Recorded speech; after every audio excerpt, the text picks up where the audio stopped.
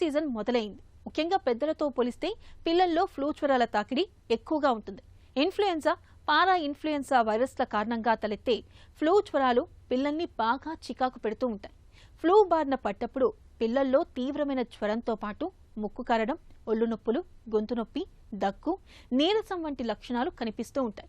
Flu జ్వరాలు ప్రమాదకరం కాకపోవచ్చు, కానీ నిర్లక్ష్యం చేస్తే అవి పిల్లలకు న్యూమోనియా వంటి ప్రమాదకరమైన సమస్యలను తెచ్చిపెట్టే ప్రమాదం ఉంటుందని గుర్తుంచుకోవాలి. పిల్లల్లో ఫ్లూ జ్వరాల గురించిన మరిన్ని వివరాలను డాక్టర్ని అడిగి ఇప్పుడు తెలుసుకుందాం.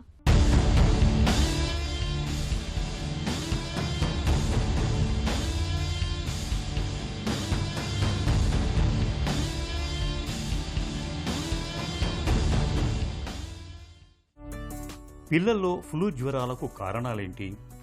ఫ్లూ అంటే వైరల్ ఇన్ఫెక్షన్ అని అర్థం. ఇది యూజువల్గా ఇన్ఫ్లుయెన్జా వైరస్ నుంచి వస్తుంది. కామన్గా ఎప్పుడు వస్తుంది అంటే మాన్సూన్ చేంజ్ అయినప్పుడు, వెదర్ చేంజ్ అయినప్పుడు, అంటే వాతావరణ మార్పిడి జరిగినప్పుడు.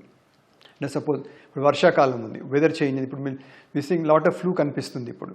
అలాగే చలికాలంలో వెదర్ చల్లగా ఉన్నప్పుడు, ఎండాకాలంలో అంత ఎక్కువగా ఉండదు. యూజువల్గా వెదర్ చేంజ్ అయినప్పుడు మొత్తం చూస్తాము. సెకండ్ రీజన్ ఏంటంటే ఓవర్ క్రౌడింగ్ ఎక్కువగా ఉన్నప్పుడు.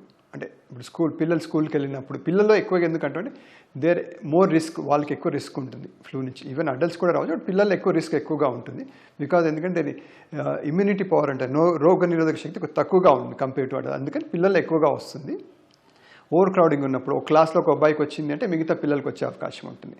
అట్లాగే ఇంట్లో కలిసిమెలిసి ఉన్నప్పుడు ఒకరికి ఇంట్లో వచ్చినా కూడా మిగతా వాళ్ళకి వచ్చే అవకాశం ఉంటుంది. ఫ్లూ తాలూకు లక్షణాలు ఎలా ఉంటాయి? ఇప్పుడు ఏంటంటే ఫ్లూ వచ్చినప్పుడు ఏంటంటే జనరల్ లక్షణాలు ఎలా ఉంటాయంటే హై ఫీవర్స్, అధిక జ్వరం అంటగా, ఫీవర్ ఎక్కువగా ఉండడం, బాడీ పెయిన్స్, రనీ నోస్ అంటే జలుబులాగా, దగ్గులాగా, కొంత సోర్ థ్రోటు ఇలాగ ఉంటుంది. పిల్లల్లో ఫ్లూ జ్వరం ప్రమాదమా? కాంప్లికేషన్లు ఎలా ఉంటాయి?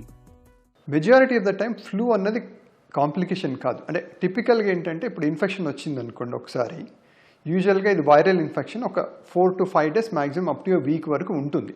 సిమ్టమ్స్ ఫీవర్తో మొదలవుతుంది. ఫస్ట్ డే కంటే 3rd, 4th డే సిమ్టమ్స్ కొద్దిగా ఎక్కువగా ఉంటాయి.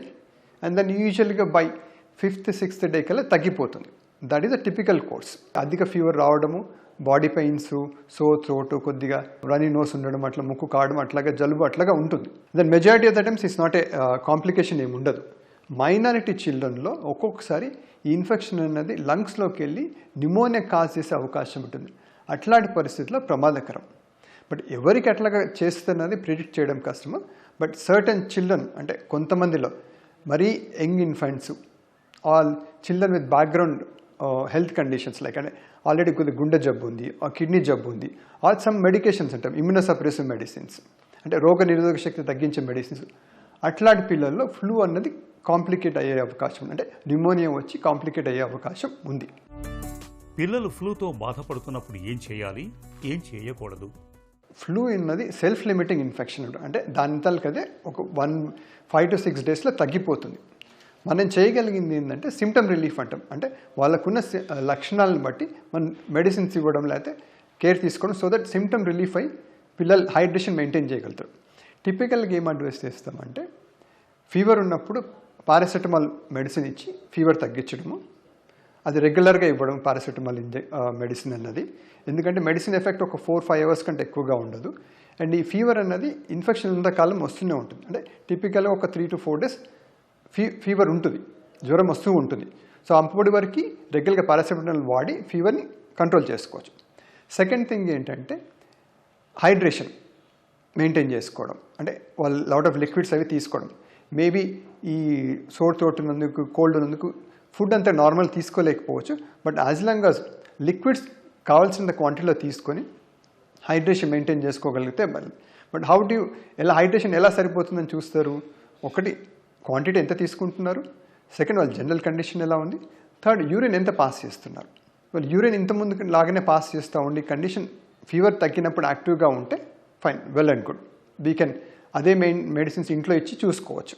ఎప్పుడు డాక్టర్ దగ్గరికి వెళ్ళాలి అంటే ఫీవర్ పారాసెటమాల్ కూడా కంట్రోల్ అవ్వట్లేదు, ఆర్ ఫీవర్ తగ్గిన తర్వాత కూడా చైల్డ్ యాక్టివ్గా లేడు, ఆర్ ఇంటేక్ ఈవెన్ సాలిడ్గా లిక్విడ్ కూడా ఇంటేక్ అంటే ద్రవ పదార్థాలు కూడా తీసుకోవట్లేదు, ఇంతకుముందు అనుకున్న డల్గా అయిపోయాడు, యూరిన్ అంటే మూత్రం పాస్ చేయడం ఫ్రీక్వెన్సీ కానీ క్వాంటిటీ కానీ తగ్గిపోయింది అనుకున్నప్పుడు డాక్టర్ సలహా అవసరం. చేయకూడని పనులు ఏంటంటే జనరల్గా అంత మేజర్గా ఏముండవు, బట్ జనరల్గా అంటే ఆస్పిరిన్ అనే మెడిసిన్ అవాయిడ్ చేస్తాం, ఎందుకంటే దాంతో కాంప్లికేషన్ ఉండే అవకాశం ఉంటుంది. బట్ జనరలీ ఇప్పుడున్న పరిస్థితుల్లో ఎవరు ఆస్పిరిన్ అంత వాడట్లేదు, but that something use for fever కోసం, బట్ అది అవాయిడ్ చేయడం బెటర్. పిల్లల్లో ఫ్లూ జ్వరానికి చికిత్స ఎలా ఉంటుంది?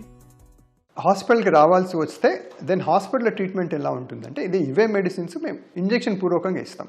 ఒక్కొక్కసారి ఫీవర్ మరీ ఎక్కువగా ఉన్నప్పుడు మెడిసిన్ మనం ఓరల్గా ఇచ్చే సిరప్ ఫామ్లో కానీ టాబ్లెట్ ఫామ్లో కానీ వాళ్ళు పిల్లలు టాలరేట్ చేయకపోవచ్చు. అట్లాంటి పరిస్థితుల్లో అదే మెడిసిన్ ఇంజెక్షన్ ఫామ్లో ఇస్తాము. Plus this another medicine also call అంటే ఐబుప్రోఫెన్ కానీ మెఫ్టాలన్ కానీ పారాసెటమాల్తో పాటుగా ఫీవర్ కంట్రోల్కి ఇస్తాం. సెకండ్ థింగ్ ఏంటంటే ఏవైతే హైడ్రేషన్ కోసం అని సెలైన్ ఒకటి మనం ఇవ్వచ్చు, అదే ఇంజెక్షన్ ఫామ్తో. ఈవెన్ చిల్డ్రన్ ఓరల్గా తీసుకోలేకపోయినా కూడా we can give it. Third thing ఏంటంటే ఇంకా వేరే సిమ్టమ్స్ ఏమనంటే చూడొచ్చు. ఫోర్త్ థింగ్ ఏంటంటే ఒక్కొక్కసారి సెకండరీగా బ్యాక్టీరియల్ ఇన్ఫెక్షన్ వచ్చే అవకాశం ఉంటుంది. అంటే though it started viral infection లాగానే ఉన్నా కూడా బ్యాక్టీరియల్ ఇన్ఫెక్షన్ ఉండే అవకాశం ఉంటుంది. అట్లాంటి పరిస్థితిని మేము వీ కెన్ అసెస్ ఇట్. దాన్ని బట్టి అవసరం అనుకుంటే కొన్ని టెస్టులు చేసి యాంటీబయాటిక్స్ అవి ఇవ్వచ్చు. లాస్ట్లీ ఏంటంటే ఒకవేళ హాస్పిటల్లో చేరాల్సి వస్తే మనం యాంటీవైరల్ మెడిసిన్స్ ఒకటి ఇవ్వచ్చు. ఇన్ఫ్లుయెన్జా పాజిటివ్ ఎస్టాబ్లిష్ చేయగలిగితే అండ్ ఆ టెస్ట్ చేసి మనం కన్ఫర్మ్ చేయగలిగితే యాంటీ ఫ్లూ మెడిసిన్ ఒకటి సిరప్ ఉంది, ఒసల్టామివిర్ అని, అది ఒకటి స్టార్ట్ చేయొచ్చు మనం. ఫ్లూ టీకాలను ఇప్పిస్తే ఫలితం ఉంటుందా? టీకాలు అనేది ఇప్పుడు రీసెంట్గా అవైలబుల్ వచ్చింది లాస్ట్ ఫ్యూ ఇయర్స్లో. జనరల్ అడ్వైజ్ ఏంటంటే ఎవ్రీ చైల్డ్కి from 6 months onwards to every ఇయర్కి ఒకసారి ఫ్లూ ఇంజెక్షన్ ఇవ్వడం బెటర్. ఫ్లూ వ్యాక్సిన్ ఎందుకు ఇయర్కి ఒకసారి ఇవ్వాల్సి వస్తుందంటే ఎవ్రీ ఇయర్ వైరస్ మారుతూ ఉంటుంది, రూపాంతరం చెందుతూ ఉంటుంది. కాబట్టి కొత్త వ్యాక్సిన్ తయారు చేస్తూ ఉంటారు.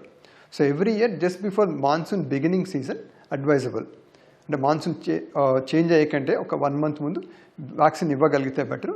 And at least until 5 years వరకన్నా.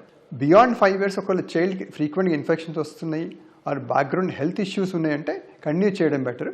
But healthy చిల్డ్రన్లో దెన్ డాక్టర్ సలహా తీసుకొని కంటిన్యూ చేయాలా లేదా తీసుకోవచ్చు. ఫ్లూ జ్వరాలకు చికిత్స తేలికే. లక్షణాల తీవ్రతను బట్టి డాక్టర్ల పర్యవేక్షణలో చికిత్స తీసుకుంటే సరిపోతుంది. ఇక ముందు జాగ్రత్త చర్యగా ఫ్లూ టీకాను పిల్లలకు ఇప్పించడం మరీ మంచిది.